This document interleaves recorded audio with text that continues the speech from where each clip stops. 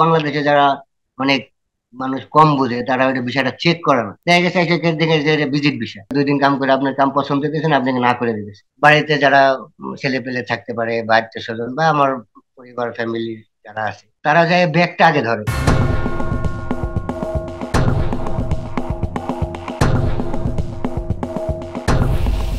Voice Bangla আজকের এই অনুষ্ঠানে যারা দেখতেছেন দেশে এবং বিদেশি, সবাইকে আমার সালাম জানাচ্ছি, আসসালামু আলাইকুম।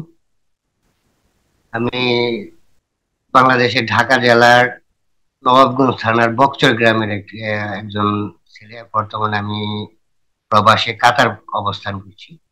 আমি দীর্ঘ 6 বছর ধরে কাতারে কর্মরত আছি।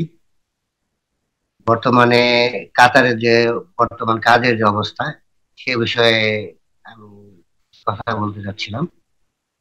এখানে কাতারে বর্তমানে বিশ্বকাপ যখন হলো কাতারে, তখন কাজের একটা যে অবস্থা ছিল মানুষের, কাজের তখন আহ, ব্যাপক কাজ হয়েছে। মেট্রো রেল ছিল, রাস্তা, প্রজেক্ট, বড় বড় স্থাপনা। তখন মানুষের কাজের কোনো কমতে ছিল না, অনেকে দিনে 2বারও কাজ করছে। কিন্তু যখন বিশ্বকাপ শেষ হওয়ার পরে নতুন কোনো প্রজেক্ট নেই, নতুন কোনো কাজ কাতারে শুরু না হওয়াতে বর্তমানে যারা ফ্রি ভিসায় আছে বিশেষ করে, তো তারা ভীষণ কষ্টের মধ্যে দিন যাপন করতেছে। তাদের একে কাজ নেই, দ্বিতীয়ত যাও টুকটাক সামথিং কাজ হয়, যারা কন্ট্রাক্টর ঠিক মতো তাদের পয়সা দিতেছে না, পারিশ্রমিক পাইতেছে না, বা যে পরিশ্রমের যে মান, যে রেট হওয়া দরকার সেটা পাইতেছে না।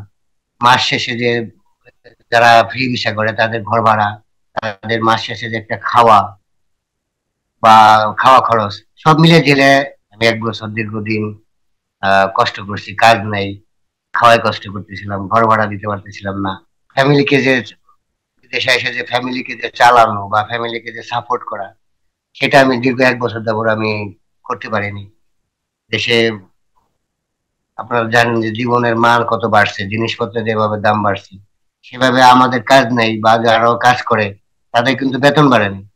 কিন্তু দেখা গেছে মাসের শেষে যখন আমরা কিছু পাঠাইতে যাই, দেখা গেছে যে ধরেন 50,000-ই পাঠাই, কেউ যার সামর্থ্য আছে, হয়তো অনেকে আরো বেশি সামর্থ্য আছে, যার 50,000 সামর্থ্য আছে বা 40,000 সামর্থ্য আছে, সব মিলে জেলায় আমরা যারা প্রবাসে কাজ করি আমাদের একটা বাড়তি টেনশন, বাড়তি একটা চিন্তা নিয়ে আমাদের প্রতিদিন অতিবাহিত করতে হয়।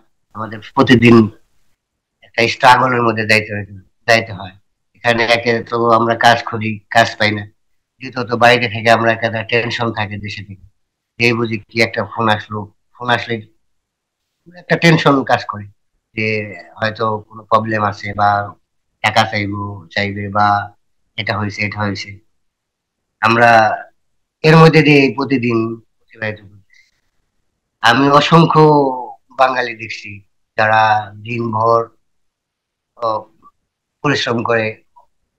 আগে যেখানে দেখা গেছে 3,000 বা 3,500 বাংলাদেশি টাকা কামাই করতো, এখন সেটা ওই অর্ধেকে নেমে আসে।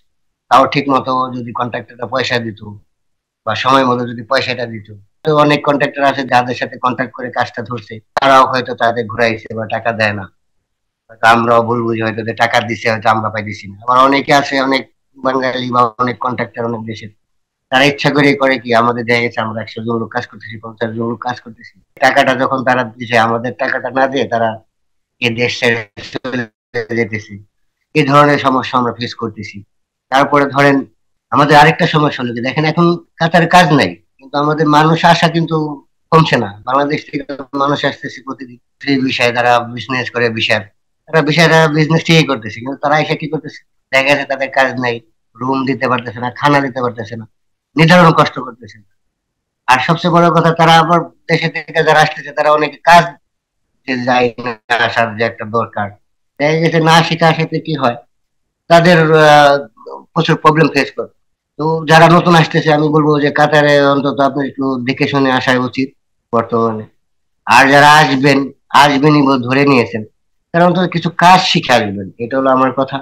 দ্বিতীয় কথা, আপনারা এই যে যে সুদি করে আসেন বা কর্জ ধার করে বা ঋণ করে, কিস্তি টাইপিং যে বিষয়গুলো আছে, এগুলো কেউ দয়া করে কেউ করে আসবেন না, কারণ এখন কাতারে আপনি যদি কাজ না থাকে, আপনি যদি 1 মাস 2 মাস বসে থাকেন, তাহলে আপনার যে পারিবারিক যে আপনার প্রেশারটা দেবে বা প্রেশারটা নেবেন, আপনি নিজে নেবেন, আপনি কিভাবে পরিশোধ করতে করবেন যখন আপনার কাজ না থাকবে, আপনি টাকাটা না পাবেন, আপনি ঘর ভাড়া খাওয়ার পয়সা জোগাড় করতে আপনার আহ, ঘাম ছুটে যাবে, পরক্ষণে আপনি ওই ঋণটা কিভাবে আপনি শোধ করবেন? দয়া করে এই কাজগুলো করবেন না। আমি দীর্ঘ 6 বছর ধরে কাতারে আছি, একটা সময় খুবই ভালো ছিলাম, কাজ ছিল, কোম্পানিতে কাজ করছি। এখন প্রচুর কোম্পানি এরকম আছে যেখানে 100 লোক ছিল, সেখানে এখন 40 জন নেই। সবাই লোক এখন ছাঁটাই করে দিছে, কেউ দেশে চলে গেছে, অনেকে ফ্রি ভিসা নিজে বানাইছে, বানায় বাইরে কাজ করার চেষ্টা করতেছে, কিন্তু এই সংখ্যাটা, আগে ফ্রি ভিসা যে সংখ্যাটা ছিল এটা এখন কয়েক গুণ বেড়ে গেছে, কারণ কোম্পানি যাদের রিলিজ দিয়ে দিছে, বের করে দিছে, তারা এসে এই ফ্রি বিষয়ে এখন এসে যোগ দিছে। তো দেশে যে কি করবে তার চিন্তা করে, দেশে তো আমাদের ওই ধরনের কর্মসংস্থানের কোনো অ্যাবিলিটি নেই, অ্যাভেলেবেল কাজ নাই, যাও কাজ আছে খুব কষ্টের কাজ, এবং খুবই 10 ঘন্টা কাজ করে দেখা গেছে যে যে ন্যায্য যে পারিশ্রমিকটা সেটা পাচ্ছে না, কন্ট্রাক্টরের পিছনে দিনের পর দিন ঘুরতে হইতেছে, এদিক দিয়ে পিছন দিয়ে ঘর ভাড়া সময় চলে আসে, 10 তারিখের মধ্যে টাকা দিতে হয়, ঘর ভাড়া দিতেই হবে।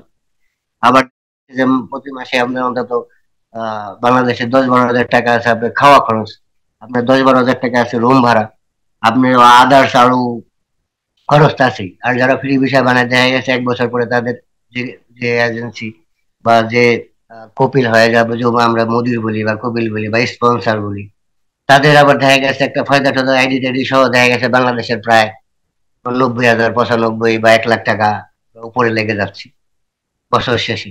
যেসব স্পন্সাররা, অনেক স্পন্সর আছে তাদের কাজই নেই, তাদের ব্যবসায়ী এটা, যে তাদের আন্ডারে 20-50 জন লোক থাকবে, 100 জন লোক থাকবে, তারা ওই বছর শেষে যে ফায়দাটা দেবে তাদের এইটাই বিজনেস। দেখা গেছে এটা অফিস খুলে বসে আছে। কাতারে আমি বর্তমানে, আমি যারা আসতে চান তাদেরকে আমি বলবো, দয়া করে একটু ভেবে চিন্তে আসবেন, একটু দেখে শুনে আসবেন, না আসা বেটার। আর যদি আসেন কোনো ঋণ পাতি করে আসেন না, অন্তত হাতের কাজটা শিখে তারপরে আসবেন। পুরোনোদের এখন কাজ নেই, আর নতুন এসে আপনারা কি করবেন? আপনি একটু একটু ড্রাইভিংটা শিখে আসেন, ধরেন আপনি ইলেকট্রিশিয়ানের কাজটা শিখে আসেন। ইলেকট্রিকের কাজটা একটা দাম আছে, আপনার এখানে ভ্যালু আছে, এখানে অ্যাভেলেবেল ইলেকট্রিশিয়ান কাজ করা যায়, পাওয়া যায়। আপনি যদি বিল্ডিং কনস্ট্রাকশনের যদি কাজগুলোর মধ্যে, যেমন ধরেন আছে এই রাজমিস্ত্রি, ধরেন আছে আরো এর মধ্যে যারা যারা কাজগুলো করে তারা বুঝবে। এখানে যদি আপনি টেইলার হিসেবে শিখে আসেন, আপনি যদি এখানে সেলুনে কাজ করতে চান, আপনি সেলুনের কাজটা আপনার জানা থাকা অত্যন্ত জরুরি। একটা ইলেকট্রিকের কাম ধরছে, দেখা গেছে এখানে আপনি 6 মাস করতে পারবেন, কিন্তু আপনি কাজে জানেন না। একটা ইলেকট্রিশিয়ান যদি আপনি কাজ জানেন ভালো, তাহলে আপনি এখানে বাংলাদেশে প্রতিদিন 10 ঘন্টা কাজ করে 3,500 4,000 টাকা আপনি পাবেন।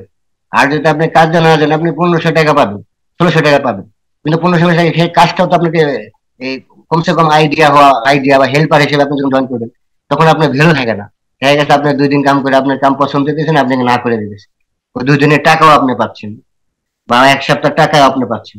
যেমন একটা বিল্ডিং কনস্ট্রাকশনের একটা বিষয় আমি কিনছি, যেটা হয়তো দেশে গেলে অনেকে আগ্রহ প্রকাশ করে না, যে কাজে আমি যাবো না। দেখা গেছে আমি একটু মিথ্যা কথা বলি, আমি একটু বাড়িয়ে বলি, যাতে আমি একটু বিষয়টা সেল করতে পারি। এই ধরনের টুপ দিয়ে কিছু মানুষ কাজ করে আসে, আইসে বিপদে পড়ে, অনেক মানুষ আছে না খেয়ে থাকে, বিপদে পড়ে গেছে কপিল মালিক আইডি লাগাই দিতেছে না, মালিক কাজ দিতেছে না, ঘর নাই, খাওয়া নাই। এরকম আমরা অনেক লোকের সাথে আমাদের ওঠা বসা হয়, পরিচয় হয়, যে এটার দায়িত্ব আছে, দেখা গেছে তার সে ফোন টক ধরে না, আইডি টাইডি 1 বছরে লাগাই দিয়ে ছেড়ে দিছে যে এখনকার তুমি তোমারটা দেখো, ঘর কোথায় পাবা, খাওয়া খাওয়া কোথায় পাবা, কাজ কোথায় পাবা, এটা যার যার নিজে নিজে খুঁজে নিতে হয়। তাই সে দেখছে যে এটা ভিজিট ভিসা, বিষয়টা বাংলাদেশে যারা অনেক মানুষ কম বুঝে, তারা ওই বিষয়টা চেক করে না। দেখা গেছে এসে দেখে যে এটা ভিজিট ভিসা, দেখা গেছে আপনি 2-3 মাসের বিষয় এখানে থাকতে পারবেন না, আর ভিজিট ভিসা এখানে কাজ করা যায় না, আপনাকে এখানে ওয়ার্ক পারমিটের ভিসা লাগবে। কিন্তু আমরা বাঙালি অনেকে ভুল করি, দেখা গেছে বিষয়টা চেক করি না। আমরা একটা যে কমিউনিটিতে থাকি, যে এরিয়াতে থাকি, দেখা গেছে যে এখানে হাজার হাজার বাঙালি থাকে, একটা সময় আমরা এক জায়গায় হই, একটু কথাবার্তা হয়, কি সুখ দুঃখ আমরা শুনি, কেউ কাজ আছে, কেউ কাজ নাই, কেউ আজকে খাই নাই, কেউ আজকে রুম ভাড়া দিতে পারতেছে না, দেখা গেছে কান্নাকাটি করতেছে, সকাল থেকে না খাওয়া, দেখা গেছে হয়তো একজন আমরা আমার সাথে সামনে পড়ছে, আমি নিয়ে গেলাম, আবার অনেকে লজ্জায় বলে না। আপনি সেখানে থেকে গেছেন আপনি সামান টামান আপনি যাই আপনার সমর্থন অনুযায়ী দিতে নিয়ে গেছেন। বাড়িতে যারা ছেলে পেলে থাকতে পারে বা আত্মীয় স্বজন বা আমার পরিবার ফ্যামিলি যারা আছে, তারা যায় ব্যাগটা আগে ধরে। ঠিক আছে, যে আমাকে আমাকে যে একটা রিসিভ করার একটা ব্যাপার আছে। কারণ আমি যতক্ষণ চালাতে পারছি, আমি যখন এই মেশিনটা যতক্ষণ আমার চলছে, আমার বাপ চাচারা যখন বিদেশ করছে তখন যে একটা অবস্থান দেখছি আমরা, যে ধরনের মহব্বত ভালোবাসা, যা একটা স্বজন প্রীতি বা একটা এক ধরনের যে একটা বন্ধন, এগুলো এখন আর নেই। এখন ওই বিদেশ কি করলো এগুলো কেউ এখন মনে করে না। বিদেশ করে বা দেশে যারা করে এটাই স্বাভাবিক। যতক্ষণ আপনি সাপোর্ট দিতে পারবেন, চালাতে পারবেন, যতক্ষণ আপনি মেশিন আপনার চলবে, ততক্ষণ মনে করেন আপনার এই মেশিনে তেল দিবে। মেশিন যখন বন্ধ হয়ে যাবে, আপনি যখন পারবেন না, আপনার ওই তেল দিয়ে লাভ নেই, তেল আর দিবেন, তেল দেয় না সাধারণত। আমার দুটো ছেলে, এক ছেলে ঢাকা বিশ্ববিদ্যালয়ে পড়ে, একটা ছেলে এবার এসএসসি দিছে। আমার বাবা মুক্তিযোদ্ধা। যে মান্থলি আপনার যে টাকাটা আপনার এখন বর্তমান বাজারে প্রয়োজন, সেটা আমরা যারা বিদেশ করি অনেক, মানে ম্যাক্সিমাম আপনি ধরেন 80% বিদেশিরা মনে হয় না খুব একটা সাপোর্ট দিতে পারতেছে। জিনিসের দাম বাড়ছে, খরচ বেড়ে গেছে, কিন্তু সেভাবে আমাদের বেতন কিন্তু বাড়তেছে না। আমরা যারা বিদেশ করি, যারা চাকরি করতেছে, তাদের কিন্তু বেতন বাড়তেছে না। যে বাংলাদেশে এই অপরিস্থিতি বা এই দেশের জিনিসের দাম বেশি, এখন আমার কোম্পানি এদের একটু আর একটু বাড়ানো দরকার।